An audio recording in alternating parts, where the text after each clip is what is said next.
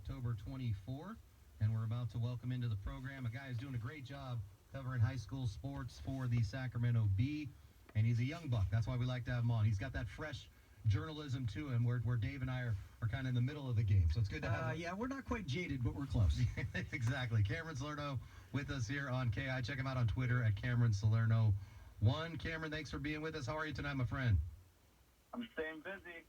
Having a great time, though. I can't believe it's already been the high school football in the regular season, because the playoffs is a whole different animal, and we got about 6 weeks left with playoffs or so. So we got a nice little stretch to go. You've traveled around the region. You've been able to see a lot of schools. I imagine you've pretty much seen everybody.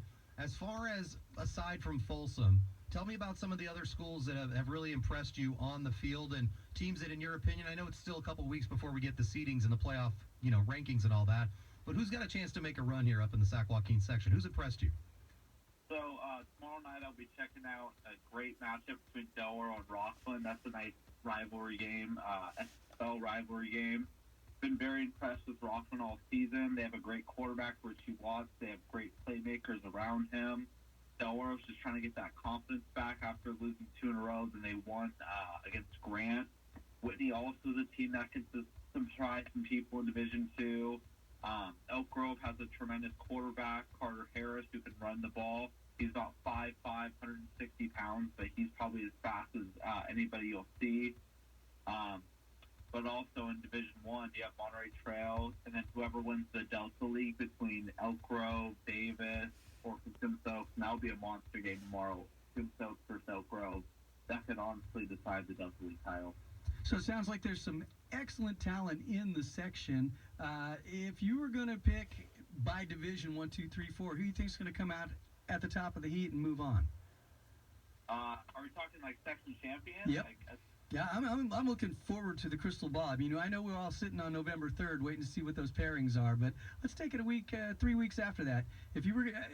We all know Folsom's probably the odds-on favorite in 1, but 2, 3, 4, pretty open, I would say. I would agree with you. In Division I, I think if I had to pick a title game, I think it'd be Oak Ridge Folsom. I think that's the game a lot of people would want to see, and I would not be surprised if they get seeded 1-2. In Division II, I really like Rockland. I think they have a really talented team. Depending on if Intercom goes Division I or Division II, same with St. Mary's, they can honestly make a run. Division III, I like Capital, I like Placer, either one of those teams, and Vista. Vista had a really impressive showing. BUAC Colony in Merced in Division III could make a run, but they really haven't played that great a competition yet, and that's, I think, their only knock. They're 8-0.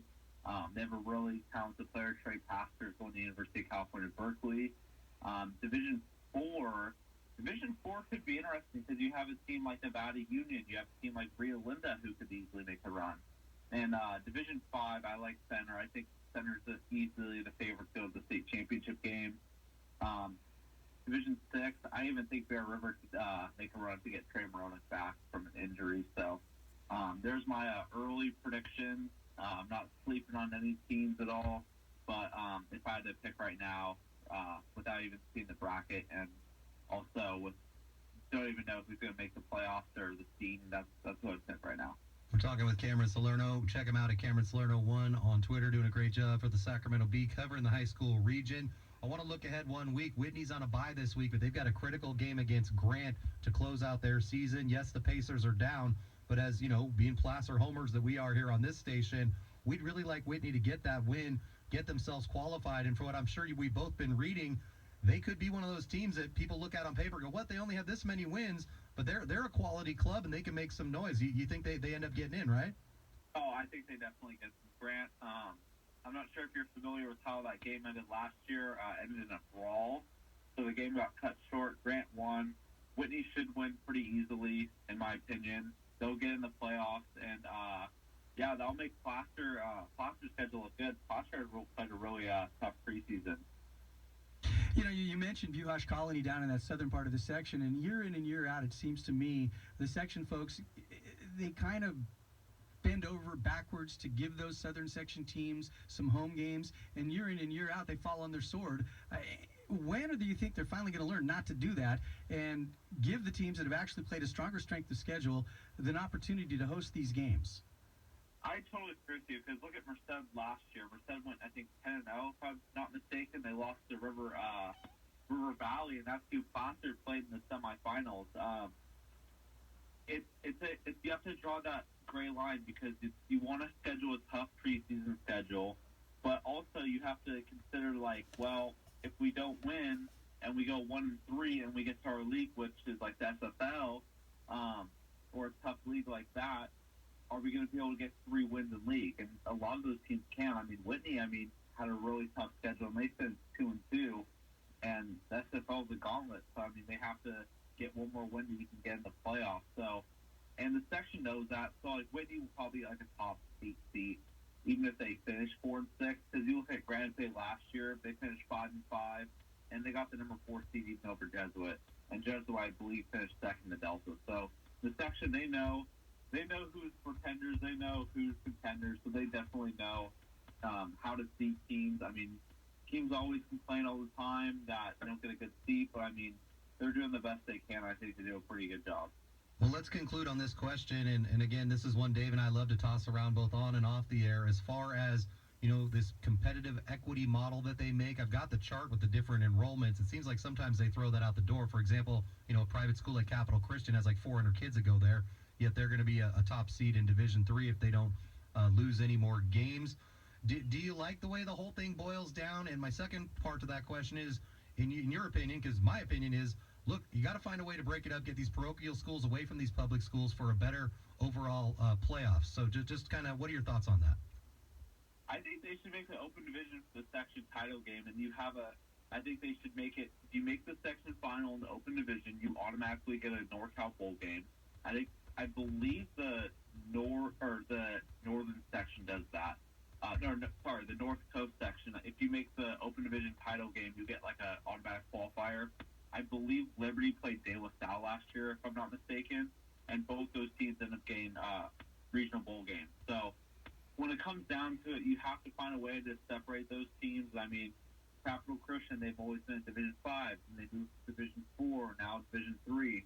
So I believe if they win this year, then they have to go to Division 2, if I'm not mistaken, or maybe one more year after. But eventually they're going to work their way up to Division 1, and declining enrollment, you'll still be a Division 3 team like a Placer or a Lincoln. But it's an interesting concept, and I mean, the section, like I said, they do the best they can. I think they do a good job with it.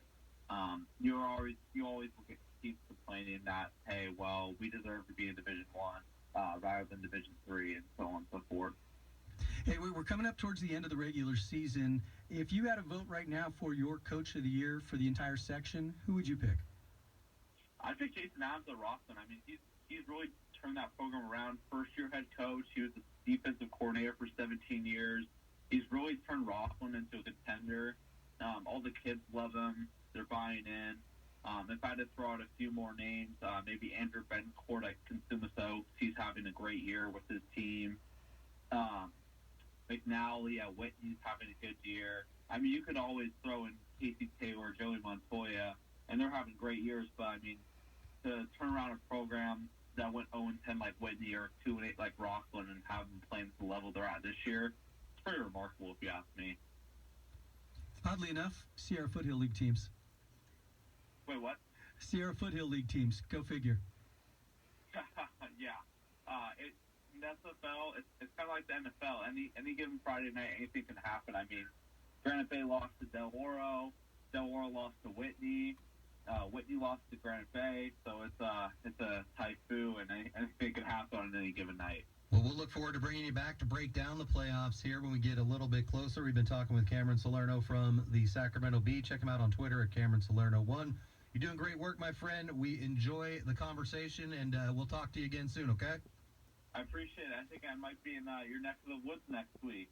Well, we would certainly like that, as a couple of teams that don't like each other very much are going to be getting together up here on the hill. We'd make sure you come by the booth and say hello to us. We're going to take a quick break. When we come back, it's time for Thursdays on the Hill. You're listening to the voice of the Foothills. This is 104.5 FM and AM 950 KAHI. This is Evan Robinson, class of 2020.